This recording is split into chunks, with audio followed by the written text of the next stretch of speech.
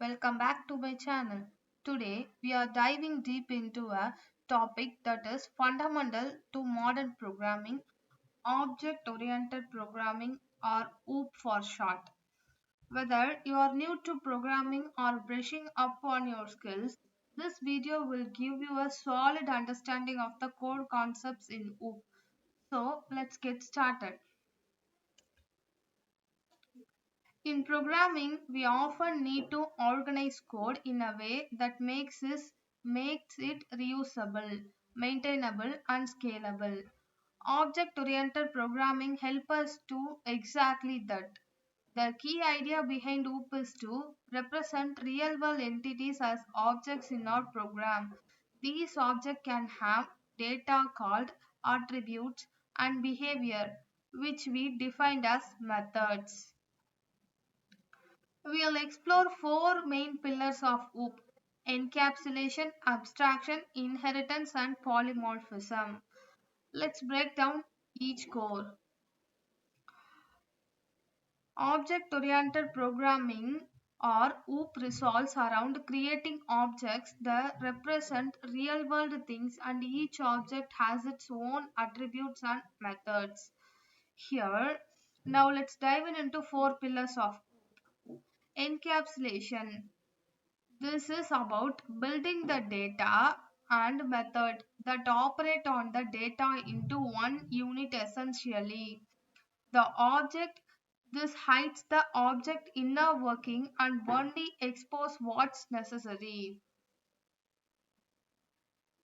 This encapsulation is about bundling the data and methods that operate on the data into one unit essentially.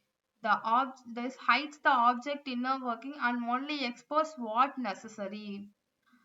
Next, abstraction. This is a way to simplify complex systems. Just like when you drive a car, you don't need to understand how the engine works. You just need to know how to accelerate, brake, and steer. Abstraction is a way to simplify complex systems. Just like when you drive a car, you don't need to understand how the engine works. You just need to know how to accelerate, brake, and steer. Inheritance. Inheritance let us create a new class based on existing ones, reducing code duplications. It's like how a car classes can inherit common properties from a vehicle class. How a car classes can inherit from a common class like a vehicle. Polymorphism. This allows the same method to behave differently depending on the object it's called on. For example, move method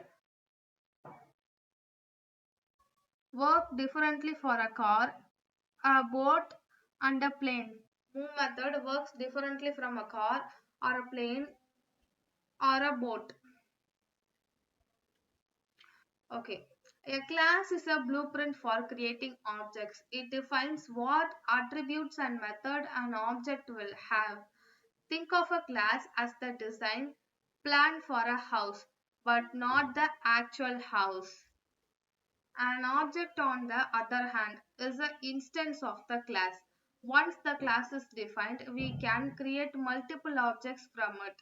For example, if we create a car, the class with attributes like brand and year, when we can then create object like my car or your car, each with each with their own specific values for those attributes. For this, here's an example of your code. My car is an object. Here, my car is an object of the car, class with the Tesla as the brand and 2023 as the year. Okay.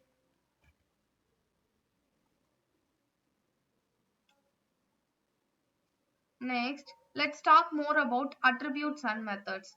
Attribute represent the state of the object. For example, a car's brand, year of manufacture, and color would be the attribute of a car object. Method define the behavior of an object. Car class example, in our car class example, methods like accelerate or brake would represent the action of a car can perform. So when you create an object, you assign specific values to its attributes and you can call methods to perform actions with that object. Constructor. Next we have constructor. A constructor is a special method in a class that gets called when you create an object. It's used to initialize the object attributes. Here, the constructor here takes two parameters, brand and year.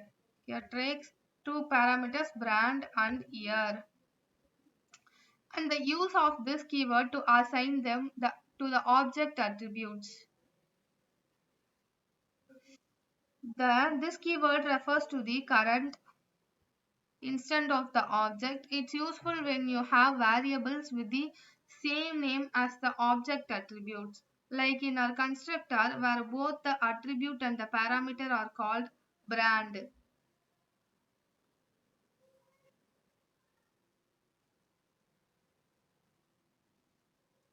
Uh, if you want to create a new object means,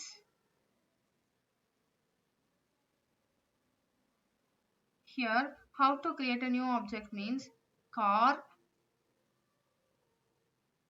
for object name my car equal to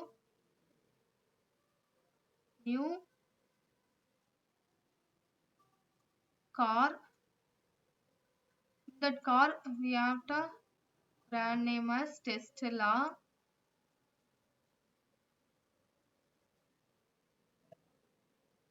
and the year.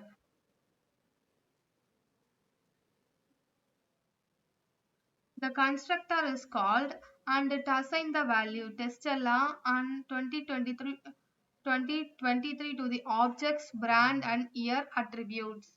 This is the attributes. So,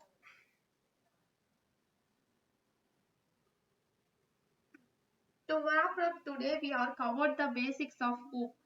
We learned what OOP is and how its structure code. We explored the difference between class and objects. We called out attributes and methods and how they are defined in object states and behavior. Finally, we learned about constructor and the this key method. These concepts are crucial for anyone looking to write clean, maintainable, and scalable code, especially in object-oriented languages like Java, Python, and C++. If you found this video helpful, don't forget to like and subscribe for more programming tutorials and feel free to drop down any questions for topic you want me to cover in the comment below. Thanks for watching and I will see you in the next video. Bye.